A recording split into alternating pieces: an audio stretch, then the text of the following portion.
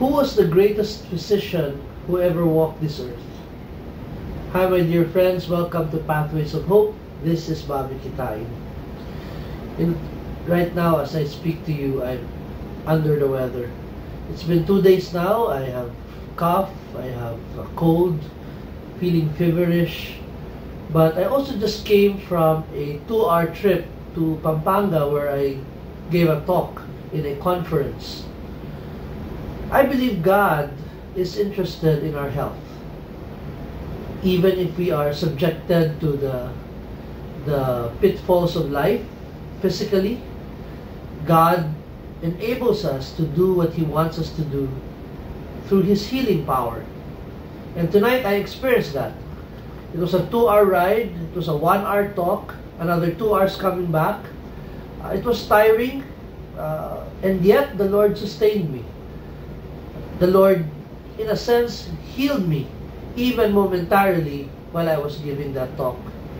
You know, in today's Gospel, in Matthew 8:5-17, Jesus healed 2 people, the centurion servant and the mother-in-law of Peter.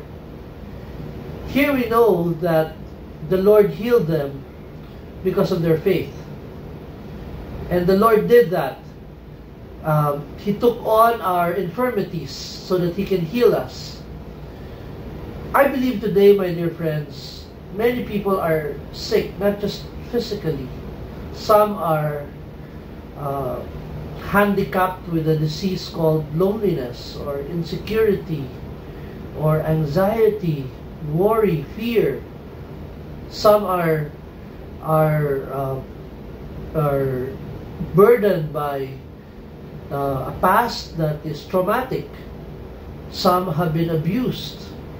Some have been used. And many of us experience all sorts of meaninglessness and purposelessness in life.